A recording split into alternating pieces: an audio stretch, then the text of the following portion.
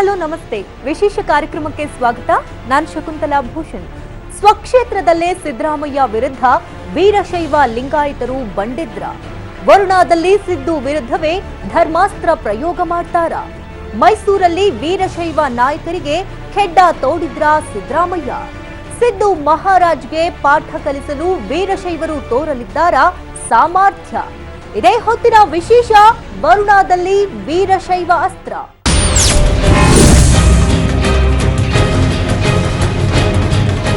ಮುಖ್ಯಮಂತ್ರಿ ಸಿದ್ದರಾಮಯ್ಯನವರು ವಿಧಾನಸಭಾ ಚುನಾವಣೆಯಲ್ಲಿ ಈ ಸಲ ಭರ್ಜರಿ ಬ್ಯಾಟಿಂಗ್ ಮಾಡೋಕೆ ಸಿದ್ಧತೆಯಲ್ಲಿದ್ದಾರೆ. ಪ್ರತಿಪಕ್ಷಗಳ ಪಾಲಿಗೆ ಎಲ್ಲೆಲ್ಲಿ ಕಂಟಕ ಸಂಕಟವನ್ನ ತಂದಿಡಬಹುದು ಅದನ್ನೆಲ್ಲ ಅಧಿಕಾರದಲ್ಲಿ ಕುಳಿತು ಮಾಡ್ತಾ ತಮ್ಮ ದಾರಿಯನ್ನ ಸುಗಮ ಮಾಡಿಕೊಳ್ತಿದ್ದಾರೆ. ಆದ್ರೆ ತಾನೊಂದು ಬಗೆದರೆ ದೈವವೊಂದು ಬಗೆಯುವುದು ಅನ್ನೋ ಮಾತಿನಂತಾಗಿದೆ ಸದ್ಯ ಸಿದ್ದರಾಮಯ್ಯನವರ ಸ್ಥಿತಿ. ಅಂಥದ್ದೇನಾಗಿದೆ ಅಂದ್ರ, ಯಾವ ಧರ್ಮಾಸ್ತ್ರವನ್ನ ಪ್ರಯೋಗಿಸಿ ಬಿಜೆಪಿಯನ್ನ ಹಣಿಯಲು ಮುಂದಾಗಿದ್ರೋ ಅದೇ ಅಸ್ತ್ರವೀಗ ಸಿದ್ದು ಪಾಲಿಗೆ ತಿರುಗುಬಾಣವಾಗಿ ಪರಿಣಮಿಸಿದೆ. ಅದು ಕೂಡ ಸ್ವಕ್ಷೇತ್ರದಲ್ಲೇ. ಅದ್ ಹೇಗೆ ಅಂದ್ರ, ಈ ಸ್ಟೋರಿ ನೋಡಿ. ಮನಸ್ಸು ಇಚ್ಛೆ ಬಳಸಿದ್ದಕ್ಕೆ ಅಧಿಕಾರ ದಂಡ. ಸಿದ್ದರಾಮಯ್ಯ ತೆರಬೇಕಾದಿತೆ ಸೂಕ್ತ ದಂಡ. ವರುಣಾದಲ್ಲಿ ವೀರಶೈವ ಲಿಂಗಾಯತರು ತೋಡಿದ್ದಾರ ಖೆಡ್ಡ. ಧರ್ಮಾಸ್ತ್ರ ಪ್ರಯೋಗವಾಗಲಿದೆಯಾ ಸಿದ್ದರಾಮಯ್ಯ ವಿರುದ್ಧ? ಅಧಿಕಾರ ಅನ್ನೋದು ಕೈಯಲ್ಲಿ ಜಾದೂ ದಂಡವಿದ್ದಂತೆ. ಇದನ್ನ ಬಳಸಿ ಜನರ ಹಿತಕ್ಕಾಗಿ ಅಸಾಧಾರಣ ಪ್ರಯತ್ನಗಳು, ಬದಲಾವಣೆಗಳನ್ನ ತರಬಹುದು. ಇದೇ ಅಧಿಕಾರದ ದಂಡವನ್ನ ಜನಹಿತಕ್ಕಿಂತ ಸ್ವಹಿತ ಮತ್ತು ಪಕ್ಷದ ಹಿತಕ್ಕೂ ಬಳಸಬಹುದು. ಒಟ್ನಲ್ಲಿ ಅಧಿಕಾರದ ದಂಡ ಹೇಗೆ ಬೇಕಿದ್ರೂ ಬಳಕೆಯಾಗುತ್ತೆ. ಹೇಗೆ ಅನ್ನೋದು ಬಳಸುವವನ ವಿವೇಚನೆಗೆ ಬಿಟ್ಟಿದ್ದು. ಸಿಎಂ ಸಿದ್ದರಾಮಯ್ಯನವರಂತೂ ಮುಂಬರುವ ಎಲೆಕ್ಷನ್ ಅನ್ನ ಗಮನದಲ್ಲಿಟ್ಟುಕೊಂಡು ಜನರ ಭಾವನೆಗಳೊಂದಿಗೆ ಆಡಿದ ಆಟ ರಹಸ್ಯವೇನಲ್ಲ. ಈ ನಿಟ್ಟಿನಲ್ಲಿ ಅವರ ನಡೆಗಳು ದೊಡ್ಡ ಹಂಗಾಮವನ್ನ ಕರ್ನಾಟಕದಲ್ಲಿ ಸೃಷ್ಟಿಸಿ ಬಿಟ್ಟಿದೆ. ತಿಂಗಳುಗಟ್ಟಲೆ ಸಿದ್ದರಾಮಯ್ಯನವರು ಲಿಂಗಾಯತ ಸಮುದಾಯದವರ ಜೊತೆ ಆಡಿದ ಪ್ರತ್ಯೇಕ ಧರ್ಮದ ಆಟಕ್ಕೀಗ ತಕ್ಕ ಬೆಲೆ ತೆರಬೇಕಾದ ಪರಿಸ್ಥಿತಿ ಉದ್ಭವಿಸಿದೆ. ಹೌದು, ಉತ್ತರ ಕರ್ನಾಟಕದ ವೀರಶೈವ ಲಿಂಗಾಯತರ ಬಹುದೊಡ್ಡ ಮತ ಬ್ಯಾಂಕಿಗೆ ಕನ್ನ ಹೊಡೆದು ನುಚ್ಚು ನೂರು ಮಾಡಲು ಸಿಎಂ ಸಾಹೇಬ್ರು ಮಾಡ್ತಾ ಇರೋ ಯತ್ನವೇ ತಿರುಗು ಬಾಣವಾಗುವ ಸಾಧ್ಯತೆವಿದೆ. ಮೈಸೂರಿನ ಸ್ವಕ್ಷೇತ್ರ ವರುಣಾದಲ್ಲೇ ಸಿದ್ದರಾಮಯ್ಯನವರು ಧರ್ಮಾಸ್ತ್ರವನ್ನ ಎದುರಿಸಬೇಕಾದ ಸಂಕಷ್ಟಕ್ಕೆ ಸಿಲುಕಿದ್ದಾರೆ.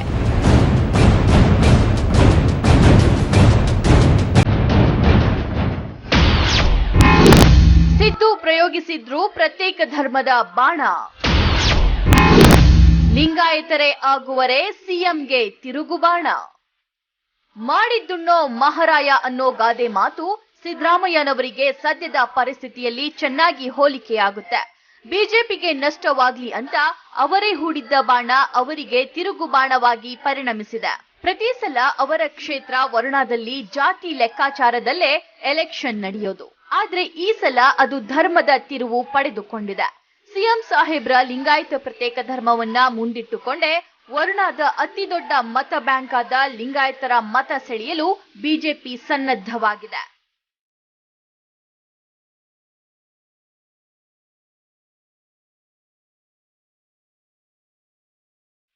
ಪ್ರತ್ಯೇಕ ಲಿಂಗಾಯತ ಧರ್ಮದ ಕಿಚ್ಚು ಹೊತ್ತಿಸಿದ್ದೇ ರಾಜ್ಯ ಸರ್ಕಾರ ಅನ್ನೋದು ಲಿಂಗಾಯತರ ಭಾವನೆ. ಈ ಮೂಲಕ ಪ್ರಬಲ ಜಾತಿಯನ್ನೇ ಇಬ್ಬಾಗ ಮಾಡ ಹೊರಟ ಕಾಂಗ್ರೆಸ್ಸಿಗೆ ಇದೇ ಅಸ್ತ್ರವನ್ನ ಬಳಸಿ ನಷ್ಟ ಮಾಡೋದು ಬಿಜೆಪಿ ಪ್ಲಾನ್. ಅದಕ್ಕಾಗಿ ವರುಣಾ ಕ್ಷೇತ್ರದಲ್ಲಿ ಮನೆ ಮನೆಗೂ ದೇಗುಲ ಮಠಗಳಿಗೂ ತೆರಳ್ತಾ ಇರುವ ಬಿಜೆಪಿ ಕಾರ್ಯಕರ್ತರು ಕಾಂಗ್ರೆಸ್ ವಿರುದ್ಧ ಪ್ರಚಾರ ಕೈಗೊಳ್ತಾ ಇದ್ದಾರೆ. ಆಶ್ಚರ್ಯ ಅಂದ್ರೆ ಈ ಧರ್ಮಾಸ್ತ್ರ ಪ್ರಯೋಗಕ್ಕೆ ಅಲ್ಲಿ ಒಳ್ಳೆ ರೆಸ್ಪಾನ್ಸ್ ಕೂಡ ದೊರೀತಾ ಇದೆಯಂತೆ.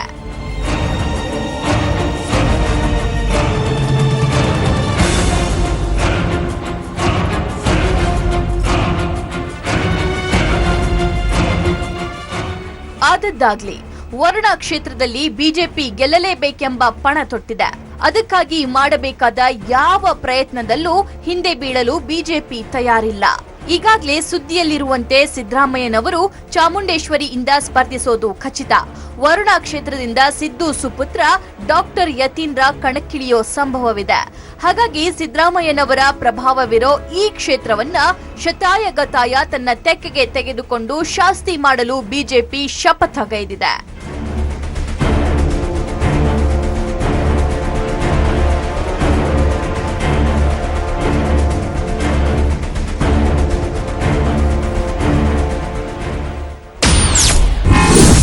ಬಿಜೆಪಿಯಿಂದ ಪ್ರಬಲ ಸ್ಪರ್ಧಿ ಕಣಕ್ಕೆ ಖಚಿತ.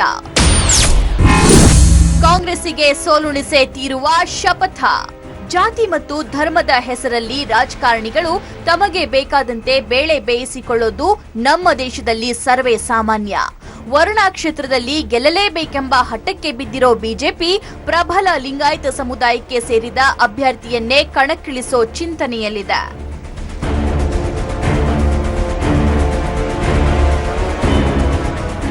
ವರುಣಾ ಕ್ಷೇತ್ರದಲ್ಲಿ ಸೋಲು ಗೆಲುವು ನಿರ್ಧರಿಸೋದು ಇಲ್ಲಿನ ಬಹುಸಂಖ್ಯಾತ ವೀರಶೈವ ಲಿಂಗಾಯತರ ಮತಗಳು. 2.15 ಲಕ್ಷ ಮತದಾರರನ್ನ ಹೊಂದಿರುವ ವರುಣಾದಲ್ಲಿ ವೀರಶೈವ ಲಿಂಗಾಯತರದ್ದೇ 62,000 ಮತಗಳಿದ್ರೆ ದಲಿತರದ್ದು 53,000 ಮತಗಳಿವೆ. ಕುರುಬರದ್ದು 32,000 ಮತಗಳಿದ್ರೆ ನಾಯಕರದ್ದು 23,000, ಒಕ್ಕಲಿಗರದ್ದು 13,000 ಮತ್ತು ಹಿಂದುಳಿದ ವರ್ಗದವರದ್ದು 15,000 ಓಟುಗಳಿವೆ. ಮುಸ್ಲಿಮರದ್ದು 8,000 ಮತಗಳಿವೆ.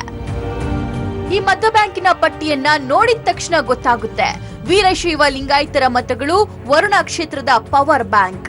ಅದನ್ನೇ ಅಸ್ತ್ರವಾಗಿ ಬಳಸಿಕೊಳ್ಳಲಿರೋ ಬಿಜೆಪಿ ಸಿದ್ದರಾಮಯ್ಯನವರ ಸ್ವಕ್ಷೇತ್ರದಲ್ಲಿ ಕಾಂಗ್ರೆಸ್ಸಿಗೆ ಸೋಲುಣಿಸೋದಷ್ಟೇ ಅಲ್ಲ, ಅವರ ಗರ್ವಭಂಗ ಮಾಡಲು ನಿರ್ಧಾರ ಮಾಡಿದೆ.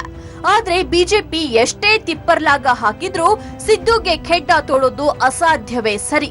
ಯಾಕಂದ್ರೆ ಲಿಂಗಾಯತರು ಹಾಗೂ ಒಕ್ಕಲಿಗರು ಕೈಕೊಟ್ರು ಬಲಿಷ್ಠ ಅಹಿಂದ ಓಟುಗಳು ಸಿಎಂ ಬುಟ್ಟಿಯಲ್ಲೇ ಭದ್ರವಾಗಿವೆ. ದಲಿತ, ಕುರುಬ, ನಾಯಕ ಹಾಗೂ ಮುಸ್ಲಿಂ ಓಟುಗಳು ಕಾಂಗ್ರೆಸ್ ಪರ ಬಿದ್ರೂ ಸಾಕು, ನಿರಾಯಾಸವಾಗಿ ಗೆದ್ದು ಬಿಡ್ತಾರೆ ಸಿಎಂ ಮಗ. ಹೀಗಾಗಿ ವರುಣಾ ಕ್ಷೇತ್ರದಲ್ಲಿ ಬಿಜೆಪಿಯ ಧರ್ಮಾಸ್ತ್ರ ಆಟುಕ್ಕುಂಟು ಲೆಕ್ಕಕ್ಕಿಲ್ಲ ಅಂತಿದ್ದಾರೆ ರಾಜಕೀಯ ವಿಶ್ಲೇಷಕರು.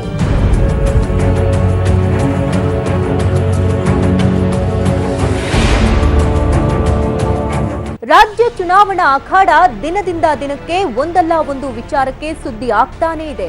ಮೈಸೂರು ಭಾಗದ ಲಿಂಗಾಯತ ಸಮುದಾಯ ಸರ್ಕಾರದ ವಿರುದ್ಧ ತಿರುಗಿ ಬಿದ್ದಿದೆ. ಲಿಂಗಾಯತ ಸಮುದಾಯ ಸಿದ್ದರಾಮಯ್ಯ ವಿರುದ್ಧ ತಿರುಗಿ ಬೀಳುವುದಕ್ಕೂ ಒಂದು ಕಾರಣವಿದ್ಯಂತೆ. ಮುಖ್ಯಮಂತ್ರಿಗೆ ತವರು ಜಿಲ್ಲೆಯಲ್ಲೇ ಧರ್ಮ ಸಂಕಟ ಎದುರಾಗಿದೆ. ಚುನಾವಣಾ ಹೊತ್ತಲ್ಲಿ ಸಮುದಾಯದವರ ಇಂತಹ ನಡೆಗಳು ಸಿದ್ದರಾಮಯ್ಯನವರಿಗೆ ನುಂಗಲಾರದ ತುತ್ತಾಗಿದೆ ಅಂದ್ರೆ ತಪ್ಪಾಗ್ಲಿಕ್ಕಿಲ್ಲ. ಹಾಗಾದ್ರೆ ಅದ್ಯಾವ ಕಾರಣಕ್ಕೆ ಲಿಂಗಾಯತ ಸಮುದಾಯ ಸಿದ್ದು ವಿರುದ್ಧ ತಿರುಗಿ ಬಿದ್ದಿದೆ ಅನ್ನೋ ಡೀಟೇಲ್ಸ್ ನಿಮ್ಮ ಮುಂದೆ. ತವರು ಜಿಲ್ಲೆಯಲ್ಲೇ ಮಾನ್ಯ ಮುಖ್ಯಮಂತ್ರಿಗಳಿಗೆ ಧರ್ಮ ಸಂಕಟ. ಸಿಎಂ ಮೇಲೆ ಕಿಡಿಕಾರ್ತಾ ಇರೋದ್ಯಾಕೆ ಲಿಂಗಾಯತ ಸಮುದಾಯ? ಲಿಂಗಾಯತ ಸಮುದಾಯದ ಶಾಸಕರ ಸಂಖ್ಯೆ ಮೈಸೂರಿನಲ್ಲಿ ಇಳಿಮುಖವಾಗ್ತಾ ಇದೆ. ಅದಕ್ಕೆ ರಾಷ್ಟ್ರೀಯ ಪಕ್ಷಗಳೇ ಕಾರಣ ಅನ್ನೋದು ಈಗ ಸಿಎಂ ಮೇಲಿರೋ ಆರೋಪವಾಗಿದೆ. ಸಿದ್ದರಾಮಯ್ಯನವರು ಸಿಎಂ ಆದ್ಮೇಲೆ ಲಿಂಗಾಯತ ಸಮುದಾಯಕ್ಕೆ ಮೈಸೂರು ಭಾಗದಲ್ಲಿ ಚುನಾವಣಾ ಟಿಕೆಟ್ ಕಡಿಮೆಯಾಗ್ತಾ ಇದೆಯಂತೆ. ಈ ವಿಚಾರವಾಗಿಯೇ ಲಿಂಗಾಯತ ಸಮುದಾಯ ಸಿದ್ದರಾಮಯ್ಯ ವಿರುದ್ಧ ಕಿಡಿಕಾರೋಕೆ ಶುರು ಮಾಡಿದೆ. ಹಾಗಾದ್ರೆ ಲಿಂಗಾಯತ ಸಮುದಾಯದ ಶಾಸಕರ ಸಂಖ್ಯೆ ಮೈಸೂರಿನಲ್ಲಿ ಇಳಿಮುಖವಾಗೋಕೆ ರಾಷ್ಟ್ರೀಯ ಪಕ್ಷಗಳು ಹೇಗೆ ಕಾರಣ? ತಮ್ಮ ಈ ಸ್ಥಿತಿಗೆ ಲಿಂಗಾಯತರು ಸಿಎಂ ಮೇಲೆ ಯಾಕೆ ಕಿಡಿಕಾರ್ತಾ ಇದ್ದಾರೆ? ಲಿಂಗಾಯತರಿಗೆ ಮೊದಲು ಸಿಗ್ತಾ ಇದ್ದ ಟಿಕೆಟ್ ಎಷ್ಟು, ಈಗ ಸಿಗ್ತಾ ಇರುವ ಟಿಕೆಟ್ ಎಷ್ಟು ಅನ್ನೋದನ್ನ ಹೇಳ್ತೀವಿ ನೋಡಿ. ಮೈಸೂರು ಜಿಲ್ಲೆಯಲ್ಲಿ 11 ವಿಧಾನಸಭಾ ಕ್ಷೇತ್ರಗಳಿವೆ. ಇದರಲ್ಲಿ ಒಂದು ಕ್ಷೇತ್ರದಲ್ಲಿ ಮಾತ್ರ ಬಿಜೆಪಿ ಲಿಂಗಾಯತರಿಗೆ ಟಿಕೆಟ್ ಕೊಡ್ತಾ ಇದೆ. ಕಾಂಗ್ರೆಸ್ ಒಂದು ಕ್ಷೇತ್ರದಲ್ಲೂ ಲಿಂಗಾಯತರಿಗೆ ಮಣೆ ಹಾಕ್ತಾ ಇಲ್ಲ. ಇನ್ನು ಚಾಮರಾಜನಗರ ಜಿಲ್ಲೆಯ 4 ಕ್ಷೇತ್ರಗಳಲ್ಲಿ ಬಿಜೆಪಿ 3 ಕ್ಷೇತ್ರದಲ್ಲಿ ಲಿಂಗಾಯತರಿಗೆ ಟಿಕೆಟ್ ಕೊಡ್ತಾ ಇದೆ. ಕಾಂಗ್ರೆಸ್ ಗುಂಡ್ಲುಪೇಟೆ ಕ್ಷೇತ್ರದಲ್ಲಿ ಮಾತ್ರ ಲಿಂಗಾಯತರಿಗೆ ಟಿಕೆಟ್ ನೀಡ್ತಾ ಇದೆ. ಮೈಸೂರು, ಚಾಮರಾಜನಗರ 2 ಜಿಲ್ಲೆ ಸೇರಿ 15 ಕ್ಷೇತ್ರಗಳಲ್ಲಿ ಕಾಂಗ್ರೆಸ್ ಒಂದೇ ಕ್ಷೇತ್ರದಲ್ಲಿ ಮಾತ್ರ ಲಿಂಗಾಯತರಿಗೆ ಟಿಕೆಟ್ ಕೊಡ್ತಾ ಇದೆ. ಉಳಿದಂತೆ ಲಿಂಗಾಯತರು ಮತಕ್ಕೆ ಮಾತ್ರ ಎಂಬ ಲೆಕ್ಕದಲ್ಲಿದೆ. ಈ ವಿಚಾರವೇ ಸಿಎಂ ವಿರುದ್ಧ ಲಿಂಗಾಯತ ಸಮುದಾಯ ಸಿಡಿದೇಳಲು ಕಾರಣವಾಗಿದೆ. ಬಿಜೆಪಿ ಮೈಸೂರಿನಲ್ಲಿ ತೀರಾ ಟಫ್ ಎನ್ನುವಂತಹ ವರುಣಾ ಕ್ಷೇತ್ರದಲ್ಲಿ ಟಿಕೆಟ್ ಕೊಟ್ಟು ಲಿಂಗಾಯತರಿಗೆ ಮಣೆ ಹಾಕ್ತಾ ಇದ್ದಾನೆ ಅಂತ ಸಮುದಾಯಕ್ಕೆ ಲೆಕ್ಕ ಕೊಡ್ತಾ ಇದೆ. ಬಿಜೆಪಿಯ ಈ ಬುದ್ಧಿವಂತಿಕೆ ಬಗ್ಗೆಯೂ ಲಿಂಗಾಯತರಲ್ಲಿ ಅಸಮಾಧಾನ ಮೂಡಿಸಿದೆ.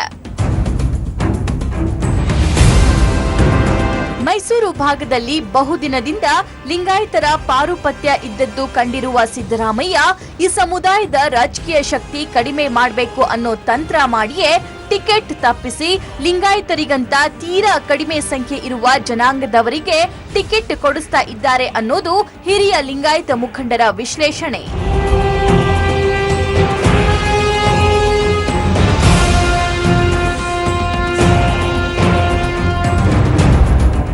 2008ಕ್ಕೆ ಮುಂಚೆ 16 ಕ್ಷೇತ್ರಗಳಿದ್ದು, ಪುನರ್ವಿಂಗಡಣೆಯ ನಂತರ 15 ಕ್ಷೇತ್ರಕ್ಕೆ ಬಂದಿದೆ.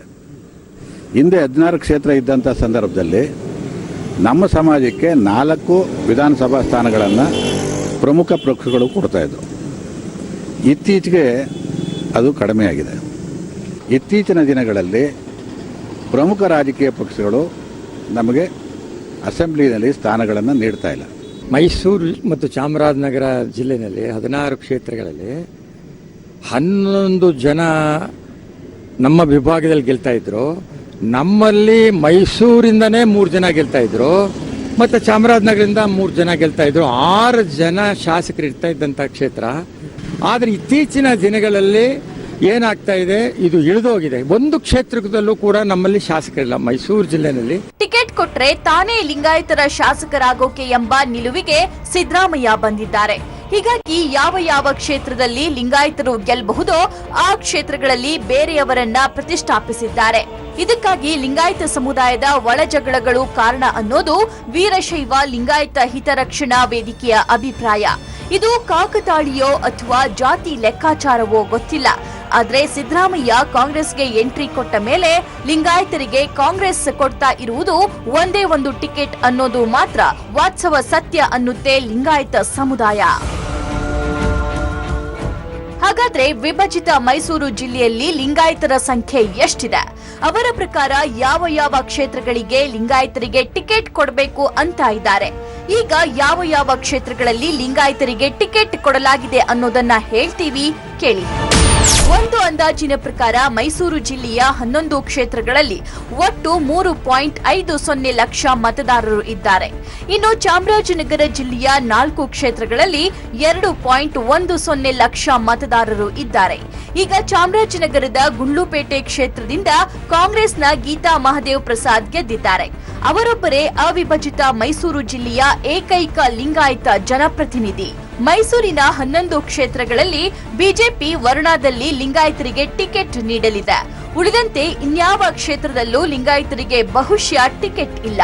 ಇನ್ನು ಕಾಂಗ್ರೆಸ್ 11 ಕ್ಷೇತ್ರಗಳಲ್ಲಿ 1 ಕ್ಷೇತ್ರದಲ್ಲಿ ಇದುವರೆಗೂ ಲಿಂಗಾಯತರಿಗೆ ಟಿಕೆಟ್ ಕೊಟ್ಟಿಲ್ಲ. ಈ ಬಾರಿಯೂ ಕೊಡುವ ಯಾವ ಲಕ್ಷಣವೂ ಇಲ್ಲ. ಚಾಮರಾಜನಗರ ಜಿಲ್ಲೆಯ 4 ಕ್ಷೇತ್ರಗಳಲ್ಲಿ ಬಿಜೆಪಿ 3 ಕ್ಷೇತ್ರ ಅಂದ್ರೆ ಚಾಮರಾಜನಗರ, ಗುಂಡ್ಲುಪೇಟೆ ಮತ್ತು ಹನೂರು ಕ್ಷೇತ್ರದಿಂದ ಲಿಂಗಾಯತರಿಗೆ ಟಿಕೆಟ್ ನೀಡಿದೆ. ಇನ್ನು ಕಾಂಗ್ರೆಸ್ ಗುಂಡ್ಲುಪೇಟೆ ಕ್ಷೇತ್ರದಲ್ಲಿ ಮಾತ್ರ ಲಿಂಗಾಯತರಿಗೆ ಟಿಕೆಟ್ ನೀಡುವುದು ನಿಶ್ಚಿತವಾಗಿದೆ. ಮೈಸೂರು ಜಿಲ್ಲೆಯಲ್ಲಿ ಲಿಂಗಾಯತ ಸಮುದಾಯದವರಿಗೆ ಟಿಕೆಟ್ ಸಿಗ್ತಾ ಇಲ್ಲ ಅನ್ನೋ ವಿಚಾರವೇ ಈ ಸಮುದಾಯದವರನ್ನ ಕೆರಳಿಸುವಂತೆ ಮಾಡಿದೆ. ಇಂತಹ ಧರ್ಮ ಸಂಕಟ ಚುನಾವಣೆ ಮೇಲೆ ಪರಿಣಾಮ ಬೀರುತ್ತೆ ಅಂತ ಹೇಳಲಾಗ್ತಿದೆ. ಒಂದು ಕಾಲಕ್ಕೆ ಮೈಸೂರು ಚಾಮರಾಜನಗರ ರಾಜಕಾರಣದಲ್ಲಿ ಲಿಂಗಾಯತರದ್ದೇ ಪಾರುಪತ್ಯವಿತ್ತು. ವೀರಶೈವ ಲಿಂಗಾಯತ ಜಾತಿಯ ಘಟಾನುಘಟಿ ನಾಯಕರು ಅವಿಭಜಿತ ಮೈಸೂರಿನಲ್ಲಿದ್ರು. ಮುಖ್ಯಮಂತ್ರಿ ಗದ್ದುಗೆ ಏರುವ ಮತ್ತು ಗದ್ದುಗೆ ಮೇಲೆ ಇನ್ನೊಬ್ಬರನ್ನ ಕೂರಿಸುವ ತಾಕತ್ತಿನ ನಾಯಕರು ಇಲ್ಲಿದ್ರು.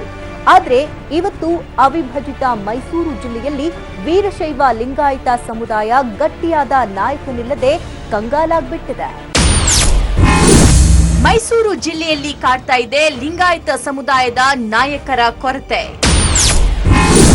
ಸಿದ್ದರಾಮಯ್ಯನವರು ಮುಖ್ಯಮಂತ್ರಿ ಆದ್ಮೇಲೆ ಹೀಗಾಯ್ತಂತೆ. ಲಿಂಗಾಯತ ಸಮುದಾಯದ ಪ್ರಕಾರ ಮೈಸೂರು ಜಿಲ್ಲೆಯ ವರುಣ, ಚಾಮುಂಡೇಶ್ವರಿ, ಕೆಆರ್ ಕ್ಷೇತ್ರ, ಪಿರಿಯಾಪಟ್ಟಣ, ಹುಣಸೂರು 5 ಕ್ಷೇತ್ರಗಳಲ್ಲಿ ಲಿಂಗಾಯತರು ಗೆಲ್ಲುವ ಸಾಮರ್ಥ್ಯ ಹೊಂದಿದ್ದಾರೆ.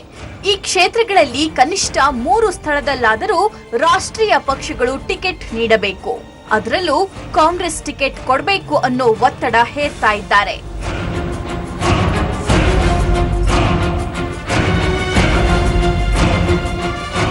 M Rajashekara Murthy, Gurupadaswamy, Guruswamy, M Mahadeva, Channabasappa, UM Madappa, H Nagappa, Nagarathnamma, HS Mahadev Prasad Mysuru ಭಾಗದ ಘಟಾನುಘಟಿ ನಾಯಕರು.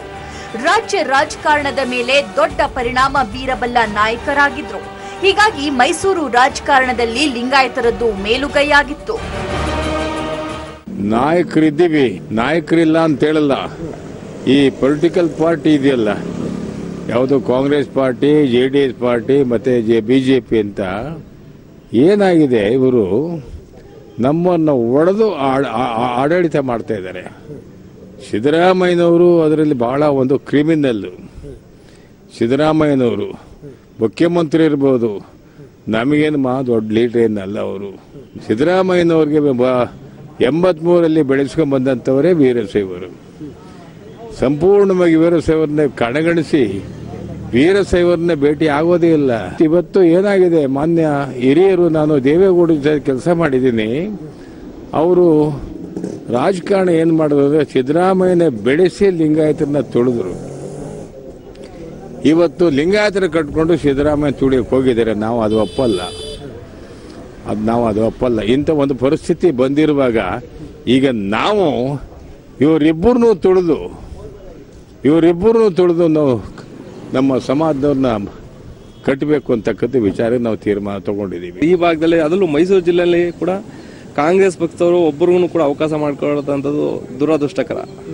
ಸನ್ಮಾನ್ಯ ಮುಖ್ಯಮಂತ್ರಿಗಳು ಹೇಳ್ತಾರೆ ಲಿಂಗಾಯತ ಧರ್ಮ ಮಾಡ್ತೀನಿ ಅಂತೇಳಿ. ಲಿಂಗಾಯತ ಧರ್ಮ ಮಾಡೋದು ಒಂದು ಕಡೆ ಇರಲಿ ಸ್ವಾಮಿ, ಮೈಸೂರು ಜಿಲ್ಲೆ ಒಳಗಡೆ ಸಮಾಜದ ಒಬ್ಬ ವ್ಯಕ್ತಿನ ಕಾಂಗ್ರೆಸ್ನಲ್ಲೇ ನೀವು ಟಿಕೆಟ್ ಕೊಟ್ಟು MLA ಮಾಡಿ, ಆಮೇಲೆ ಲಿಂಗಾಯತ ಧರ್ಮ ಮಾಡಲಿ ಅಂತೇಳಿ ನಾನು ಈ ಮೂಲಕ ಕೇಳ್ಕೊತೀನಿ ಅವ್ರಿಗೆ. ಅವಿಭಜಿತ ಮೈಸೂರು ಜಿಲ್ಲೆಯಲ್ಲಿ 16 ವಿಧಾನಸಭಾ ಕ್ಷೇತ್ರಗಳಿದ್ವು. ಇದರಲ್ಲಿ ಬರೋಬ್ಬರಿ 8 ಕ್ಷೇತ್ರಗಳಲ್ಲಿ ಲಿಂಗಾಯತರಿಗೆ ಟಿಕೆಟ್ ಸಿಗ್ತಾ ಇತ್ತು. ಅದರಲ್ಲಿ ಸರಾಸರಿ 4 ರಿಂದ 5 ಜನ ಶಾಸಕರಾಗ್ತಾ ಇದ್ರು. ಇದರಿಂದ ನಾಯಕತ್ವದ ಕೊರತೆ ಎಂಬ ಪ್ರಶ್ನೆಯೇ ಆಗ ಹುಟ್ಟಿಕೊಳ್ತಾ ಇರಲಿಲ್ಲ. ಪ್ರಮುಖವಾಗಿ ಕಾಂಗ್ರೆಸ್ ಮತ್ತು ಅವತ್ತಿನ ಜನತಾದಳದಿಂದ ಲಿಂಗಾಯತರಿಗೆ ಇಲ್ಲಿ ಹೆಚ್ಚಿನ ಟಿಕೆಟ್ ಕೊಡಲಾಗ್ತಾ ಇತ್ತು. 1967 ರಿಂದ 1972ರ ವಿಧಾನಸಭಾ ಚುನಾವಣೆಯಲ್ಲಿ ಅವಿಭಜಿತ ಮೈಸೂರಿನಿಂದ ವಿಧಾನಸಭೆಗೆ ಆಯ್ಕೆಯಾದ ಲಿಂಗಾಯತ ಶಾಸಕರ ಸಂಖ್ಯೆ 6. 1952 ರಿಂದ 2004ರವರೆಗೆ ಸರಾಸರಿಯಾಗಿ 4-5 ಜನ ಲಿಂಗಾಯತರು ವಿಧಾನಸಭೆ ಪ್ರವೇಶಿಸ್ತಾ ಇದ್ದಾರೆ. 10-15 ವರ್ಷಗಳ ಹಿಂದೆ 4-5 ಶಾಸಕರಿದ್ದ ಜಾಗದಲ್ಲಿ ಈಗ ಒಬ್ಬರು ಅಥವಾ ಇಲ್ಲವೇ ಇಲ್ಲ ಎಂಬ ಸ್ಥಿತಿ ಸೃಷ್ಟಿಯಾಗಿದ್ದು ಲಿಂಗಾಯತರಿಗೆ ರಾಷ್ಟ್ರೀಯ ಪಕ್ಷಗಳ ಬಗ್ಗೆ ಅಸಮಾಧಾನ ಹುಟ್ಟುವಂತೆ ಮಾಡಿದೆ. ಅದರಲ್ಲೂ ಸಿಎಂ ಸಿದ್ದರಾಮಯ್ಯ ನಮ್ಮ ಸಮಾಜವನ್ನ ರಾಜಕೀಯವಾಗಿ ತುಳಿದ್ರು ಎಂಬ ಮಾತು ಲಿಂಗಾಯತ ಸಮುದಾಯದ ಒಳಗೆ ಗಟ್ಟಿಯಾಗಿ ಕೇಳ್ತಾ ಇದೆ. ಈ ಒತ್ತಾಯ ಮತ್ತು ಅಂಕಿ ಸಂಖ್ಯೆಗಳನ್ನ ಮುಂದಿಟ್ಟುಕೊಂಡು ವೀರಶೈವ ಲಿಂಗಾಯತ ಹಿತರಕ್ಷಣಾ ವೇದಿಕೆ ಎಲ್ಲೆಡೆ ಸಭೆ ಸಮಾವೇಶ ಮಾಡ್ತಾ ಇದೆ. ನಮಗೆ ಈ ಬಾರಿ ರಾಷ್ಟ್ರೀಯ ಪಕ್ಷಗಳು, ಅದರಲ್ಲೂ ಕಾಂಗ್ರೆಸ್ ಅನ್ಯಾಯ ಮಾಡಿದರೆ ತಕ್ಕ ಪಾಠ ಕಲಿಸೋಣ ಅಂತ ಪ್ರಚಾರ ಮಾಡ್ತಾ ಇದೆ. ಇದು ಪರೋಕ್ಷವಾಗಿ ಸಿದ್ದರಾಮಯ್ಯ ವಿರುದ್ಧದ ಧ್ವನಿಯನ್ನ ಹೆಚ್ಚು ಮಾಡಿಸ್ತಾ ಇದೆ. ನಾಯಕರಿಂದ ತುಂಬಿ ತುಳುಕ್ತಾ ಇದ್ದ ಸಮುದಾಯ ಈಗ ನಾಯಕನ ಹುಡುಕಾಟಕ್ಕೆ ಇಳಿದಿದೆ. ತಮಗೆ ಈ ಸ್ಥಿತಿ ಬರೋಕೆ ಕಾರಣ ಯಾರು ಎಂಬ ಪ್ರಶ್ನೆಗೆ ಉತ್ತರ ಹುಡುಕ್ತಾ ಇದ್ದಾರೆ. ಲಿಂಗಾಯತರ ಈ ಮನಸ್ಥಿತಿ ಯಾವ ಪಕ್ಷಕ್ಕೆ ನಷ್ಟ ಉಂಟು ಮಾಡುತ್ತೆ, ಯಾವ ಪಕ್ಷಕ್ಕೆ ಲಾಭ ಉಂಟು ಮಾಡುತ್ತೋ ಗೊತ್ತಿಲ್ಲ.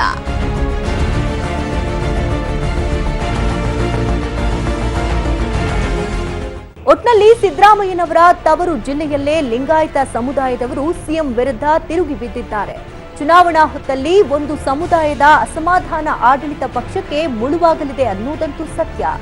ಆದ್ರೆ ರಾಜ್ಯವನ್ನ ಗೆಲ್ಲೋಕೆ ನಾನಾ ತಂತ್ರಗಳನ್ನ ಮಾಡ್ತಿರೋ ಸಿದ್ದರಾಮಯ್ಯನವರಿಗೆ ತವರು ಜಿಲ್ಲೆಯಲ್ಲೇ ಸೋಲಾಗುತ್ತಾ, ಅಥವಾ ಇವೆಲ್ಲವನ್ನ ದಾಟಿ ಸಿಎಂ ಸಿದ್ದರಾಮಯ್ಯ ಗೆಲ್ತಾರಾ ಅನ್ನೋದನ್ನ ಕಾದು ನೋಡ್ಬೇಕಿದೆ. ಇದಾಗಿತ್ತು ಈ ಹೊತ್ತಿನ ವಿಶೇಷ. ನೆನ್ಪಿರ್ಲಿ, ನ್ಯೂಸ್ ಅಂದ್ರೆ ಪಬ್ಲಿಕ್ ಟಿವಿ.